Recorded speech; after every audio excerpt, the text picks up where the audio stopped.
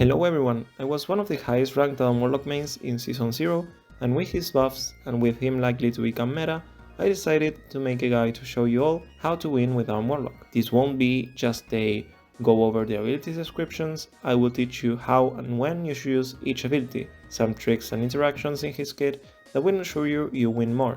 With that being said, let's get right into it. The first question you need the answer for is who is warlock gameplay wise and when should you pick him?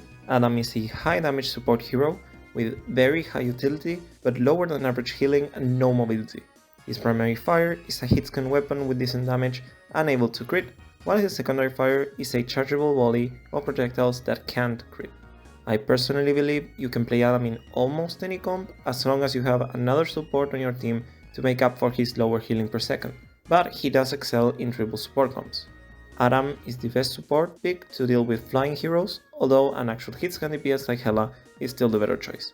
You may struggle with heavy dive comps, especially if you don't understand how his self-healing works and have poor aim, but with practice and the tips I will provide, you will be able to kill those pesky divers much more consistently, or at least not die first every single fight. The first tip is to learn his damage thresholds. A full volley plus a body shot is able to kill any 250 HP hero at most ranges, while a crit being able to kill even 275 heroes at all ranges. Another very important thing you need to learn is the timing to weave secondary and primary attack.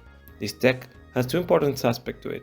Although harder to do consistently is the highest DPS that Adam can get, so it's very important you learn how to do it to pressure tanks and stationary targets, like turrets, root walls, etc., with the only drawback being that you will have to reload more often. Secondly, it allows Adam to be able to kill up to 275 heroes incredibly fast with the combo showing on screen. Again, not something you need to try to do all the time, but it can work, especially at close range. Another small tech is that you only need to have one ammo to be able to fully charge his secondary fire, meaning that if you keep up with your ammo, you can do some extra damage at the end of your rounds. As a last tip for his secondary fire, you can cancel his reload animation with it, reducing the downtime where you aren't dealing damage. A very important aspect for a character like Adam is positioning, and how you approach fights. As you may be able to tell, Adam is meant to stay on the backline, where he can poke safely while staying as close as possible to utilize his abilities, which have more limited range. A very common way to play him, similar to Zenyatta in Overwatch, is to stay behind some cover, charge his secondary fire, and try to get picks with it. It is an effective strat, but in this game there are many extra things besides the enemy that requires you to also use your primary to destroy, since it has higher DPS, like Loki clones and stones, turrets, shields, etc. Adam is the best support at taking most of them, so there will be times you will be in the open and able to be killed. I will show you ways to help with that later, but I also want you to pay attention to the enemy comp and where they are. If the enemy have no divers, then you know you can take riskier positions to try and pressure the enemy. If they have them, you will have to learn where they usually are coming from and expect them. You can return your volley charge for quite some time, meaning that if they want to fight you, they might take an initial big burst of damage from you, which either means death or that they need to get out and heal, which is a big win for you and your team. If you plan to pick him, you must understand that you have to focus primarily on applying pressure to the enemies and focus on healing only in critical moments, unlike most supports in the game whose main job is to heal with damage being a secondary aspect. His healing output is done with his E, a 2-charge healing change that heals the target you aim for and bounces up to 2 more times, and with his ship, which I will explain later. Adam has the most limited usage on his healing, but it's made up with his great burst healing potential. Do not waste your E charges unless an ally is low on HP. Optimally, it's best to wait for several of them to require some healing, but if a single ally is low enough, it will be risky to wait for it. If someone is missing very little HP, it's better to wait for the other support to heal it up, or to wait for other allies to be low on HP. So eventually a bounce will heal him up. A single bounce heals for over 100 HP, making it possible to full heal a non-tank ally as long as they are the sole ally with missing health. If that happens, the heal will bounce on themselves. Now, there is a very important trick to learn about Adam, and it is regarding his self-healing. First, no, if you target an ally with your E, there is no way for it to bounce back to Adam, and if you look at his numbers, it would seem as his only self-healing is the 35 HP he has for casting it. But no, if you use his E on no ally, you will receive not only the 35 healing, but also the first bounce of the heal, which are both amped by the anchor bonus.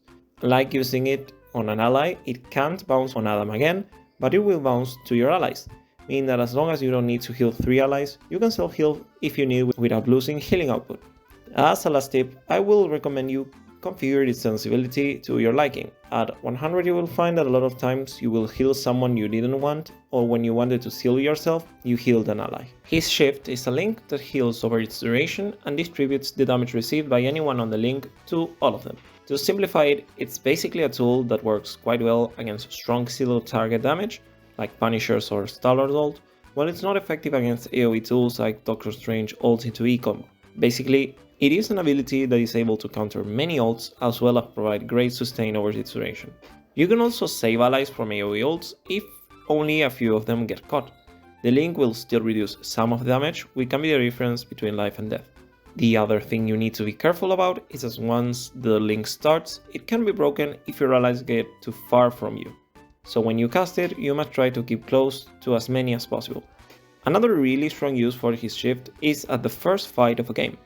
Since no one has ults up, there is much less risk of you not getting value of it or getting punished, while the ability gives you team crazy advantage for 7 seconds, which has made me win a lot of fights at the start of a game.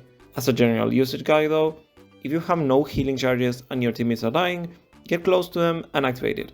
You're not going to be able to counter ults with it every time, and that's okay as long as it's used to save your allies or to kill enemies safely. Now let's go over his passive, which I have seen people use incorrectly all the time. Whenever you die, you enter this ghostly state where you can essentially see everything but not act.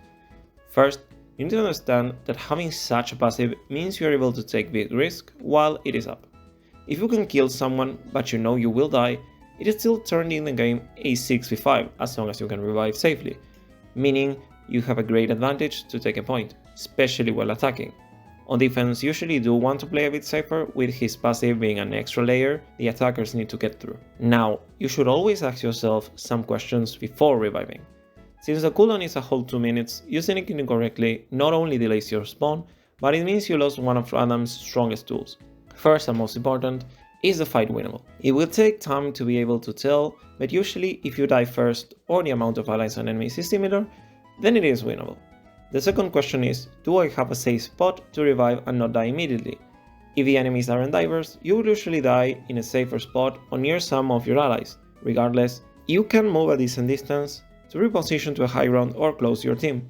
If the enemies are divers, even getting into high ground may not be enough, but some divers rely heavily on their cooldowns, meaning you might be able to rest immediately on their face and kill them. The easiest of this example is Black Panther. If he wasted his dashes on killing you and has no more resets, it's nearly impossible for him to kill you, and even if he tries and your aim isn't the best, your self-healing is enough to win you time and for your team to come. As a last tip, you can stay as a till the timer has 6 seconds left and you will spawn at the same time as normal. Only do this when you die in a horrible position and you will most likely cancel it anyways. Lastly, we have his ultimate. Adam ult can be a game changer and it can also lose you the game. As you probably know, Adam ult is able to revive anyone who died and who dies in the next 10 seconds. First, you need to know that the range is based on Adam's position even after casting his ult, meaning you can cast your ult further away and get closer to where your allies died to revive them. The UI will tell you which allies you can revive on your current position, but again, that doesn't mean you can revive the rest. Another thing to consider is to have healing charges when you are going to ult. Since they will revive at 100 HP, you must heal them right away, or it's likely they die shortly after, and no, allies cannot revive more than once. Also to note, your ult goes down if you die, unless your passive is up. If so, it will stay until you die again. As a tip, don't save your ult up till everyone dies. Sometimes reviving 1 or 2 allies will win you the game anyways. You need to remember that aside from those you revive, your ult is going to be a second life for 10 seconds, meaning your team can play aggressively with low risk. Now, where should you position your ult? Unfortunately, it depends on where your allies died and where the enemies are, but usually you want to ult as far away from the enemy as possible without being too out of range from your dead allies, so you can revive them. Yes, this will be harder and harder based on the amount of enemies and allies fighting, so back to my previous tip, not every single one of your ults need to be team-wide revives. With that being said, there is one case where you can do it in a bad place, and that is if you have another support with a defensive ult you can combine with. Yes, you can still be killed, but it's incredibly hard to die while in a Luna or Cloak and Dagger ult. The situation isn't that uncommon, but you need to coordinate with said ally but it's still something to consider that may win you the game. As a last tip, if you are in a safe position and your allies are about to die, and your other support doesn't have a set defensive ult up, cast it. Since most of the enemy is going to be killing said ally, no one is going to be able to cancel your ult fast. Although as I said, I believe you can play Adam on most comps, there are better and worse pairs for him. First, we have the two obvious great pairs in Star-Lord and Mantis, basically because you have a team up with them. That gives them your passive as an extra, which is very valuable in both of them. For tanks, the ones that let you poke safely like Magneto or Strange are great, while dive heavy tanks will usually get out of your healing range or leave you vulnerable and alone for the other DPS to kill you. Any poke DPS is your friend. Not only will you help them kill enemies at range, but you also have rate and diverse damage, which means you can help them with the worst matchups. That's all everyone. If you like the video, remember to leave a like and subscribe, it helps me a ton to keep doing more of this. If you think I missed an important detail, don't forget to leave a comment, and who do you think I should do a guide on next? Thanks for watching.